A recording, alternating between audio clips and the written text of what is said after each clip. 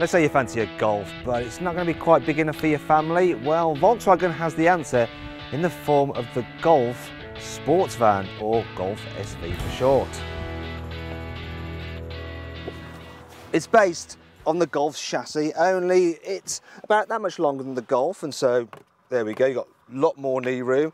It's about that much taller than the Golf, so headroom, that's very good as well. And yes, you guess it's that much wider than the Golf chassis, and so it's easier to fit 3 adults abreast back here. Now I should point out the fact that you do have this central tunnel which gets in the way of your feet, and on some similar size MPVs you get a flat floor. But if you notice down here there's these cutaways, so there is somewhere to put your feet, and kids will be fine with that. Also, kids will like these pop-up picnic tables you get there, and the fact that you can actually recline the seats if you want to sit more upright to get a better view out. I should point this out actually, I'll show you over here. When you recline the seat, there we go, you don't snag on the seat belt because it's got its own little separate section just there with a little runner that keeps it from getting snagged on the seat as you fold it back. Speaking of being able to move the seats, you can actually slide them forwards as well, and if I put this all the way forward, yeah, knee room is a little bit tight for me, but a child would be fine. But it would mean that the boot is now absolutely massive, as you'll see now. Actually, before I show you the boot, I should point out the fact that if you do have this chest slid all the way forward, it does make getting out of the back a little bit more difficult. The boot is huge with the rear seat slid all the way forward, and even if you slide them all the way back, it's still more than 25% bigger than the normal Golf's boot, and it's pretty impressive compared to other 5-seater MPVs as well. The load lip is low, which helps when loading, though you can lower the floor if you need to carry taller items. The Golf SV is also festooned with a raft of cubby spaces. It seems that every available spare bit of space has been put to good use.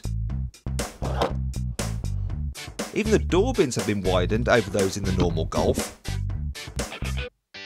Here in the front you get the same infotainment system you get with a normal Golf, so you've got that proximity sensor for the touchscreen. There you go, so you move your finger towards, the items pop up, and it comes with stuff like DAB digital radio. You've also got USB connectivity, and as standard all models get air conditioning and Bluetooth for your mobile phone. There's lots of adjustment in the seat position as well, which is really handy, especially when it comes to raising the driver's seat. So I had it quite low just, but because the car is quite tall, I can jack it really high up for a great view out and over other traffic. There's also lots of adjustment in the steering wheel as well, so it is very easy to find your ideal driving position.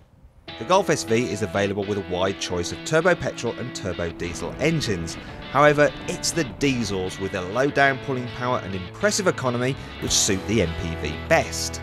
The 1.6 litre Blue Motion diesel model can return 74 miles per gallon, and it emits under 100 grams per kilometre of carbon dioxide, and so that means it's free from road tax.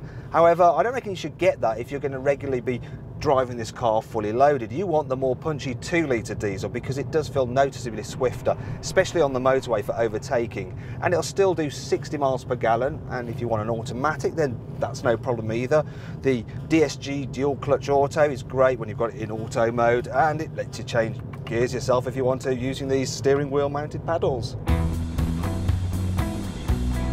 Obviously, being based on the Golf chassis is a great starting point for this car because it does handle very well for an MPV. There's not that much lean through the corners, even though it is a tall vehicle, and the steering is very precise.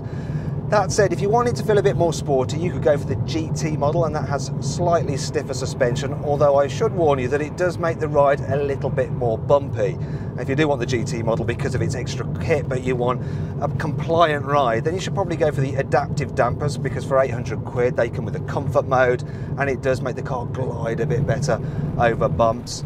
On the motorway at speed, this thing's generally pretty quiet. There's hardly any wind noise at all. You've got great insulation. The only thing I will say is that you do get a little bit of tyre roar when you're on a rough surface such as this one here. It's just a little bit noisy when you're getting up around 70 miles an hour. Another thing that's a bit strange for an MPV is the fact that the wing mirrors are actually quite small. They're just like that on a normal car, and you kind of expect them to be big for this type of vehicle.